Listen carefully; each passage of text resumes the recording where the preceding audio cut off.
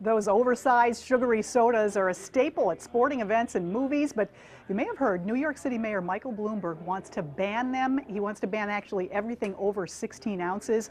He says it will help people lose weight. So we're really going to break it down for you now. First at 4, I'm joined by weight loss coach Charles D'Angelo, and we were emailing back and forth last week when this proposed ban came up. What did you think? What was your reaction? Well, I think he's got the right idea, that if you look at how much sugar is in the everyday drinks that a person consumes, it's amazing. I mean, it can shock you. When you see here in an average drink that a person might drink, I mean, it's easy to have milk for breakfast. I know when I was 360 pounds, having 4 Pop-Tarts, a big thing of milk, middle of the morning having regular soda, lunchtime having a few sodas. You get after school, have some orange juice, and then dinner time you have a soda or two. I mean, to consider all the sugar you're pouring into your body and the catastrophic effect it has on your health. Well, what about personal choice, Charles? I think it is a matter of personal choice. I think that to ban one thing is a good intention because it's saying, well, this is going to cause our nation a huge problem. For the first time ever, we have 9-year-olds popping up with type 2 diabetes.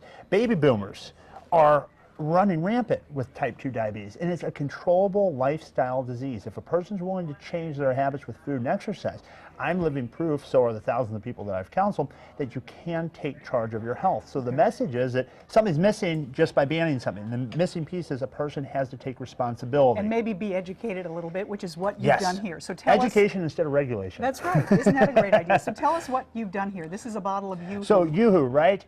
My parents seems healthy. And I know when I was an overweight kid, going to Mom's Deli, grabbing a Yoo-Hoo and a Mom's Special, but look at the amount of sugar that you're having in this. In this, and I'll have to check for be certain, 52 grams of sugar in that serving. Then you think that something like milk is going to be a benefit. And some dietitians will tell you if this is the only way your kid's going to get milk by drinking chocolate or a flavored milk, go for it. But well, I'm not a dietitian, but I certainly don't agree. Look at all the sugar. Look at the sugar. And then we have this issue of parents saying how much energy their kids have and they're hyperactive. Well, consider if they've had all of this going to their system in the day, who wouldn't have an abundance of energy and have problems sleeping and problems focusing? So, now, so isn't much it a of that natural sugar, though, in orange juice? I mean, partially, say that? But a lot of these things, you know, it stopped being orange juice a long time ago in some cases, as well as many foods. They're so highly processed and refined that you're not getting the nutrients that were found in the original. Now, that's not true for everything, but you are still having the same effect on your blood sugar regardless of what type of sugar it is. It's still spiking your blood sugar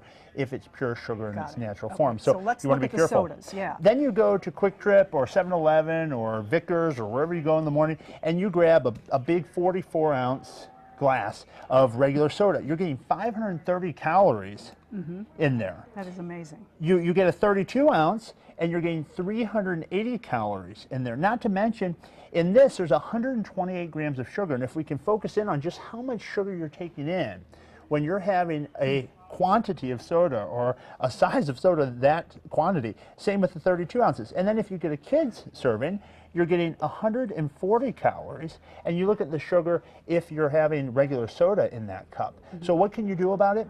Eliminate all simple sugars by, number one, getting rid of caloric drinks from your diet. Do I think the government should step in? I think it's a good intended plan, but I think that education, as you said, is most important, and more effective marketing of healthy choices.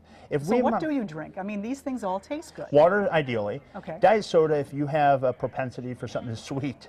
You could also do things like Sobe Life water, or these things like sparkling ice, which are non-caloric, carbonated drinks that have a wonderful taste, but not the impact on your blood sugar, because this also then in turn creates that havoc in your body of you're chasing that high and low of blood sugar where you're never ever really feeling full, so you feel you're in that defeat whirlpool of, I'm trying to diet, but I'm always hungry. Well, here's your answer as to why. Get rid of those simple sugars. And for those that are watching right now that have type 2 diabetes, if you eliminate a lot of these simple sugars and you really watch your blood sugar along with your physician, don't do anything, especially if you're on medication, without talking to your doctor. But if you eliminate all of these things and you start watching your blood sugar, for most people, you'll see such a significant increase, and it gives you so much power because you've taken responsibility and taken charge of your health. So much to think about. Charles D'Angelo, the weight loss coach, the author of Think and Grow Thin. You got so it. much great information. My pleasure. As usual. Cindy, are you a soda drinker? I am. Oh, yes. But tell Charles that I drink diet soda. I'm a Diet Dr. Pepper person, and got to have that. And I'm so glad he did mention that too, that it's okay actually to drink the diet sodas, but there are other reasons probably that aren't so good about that. Well, turning to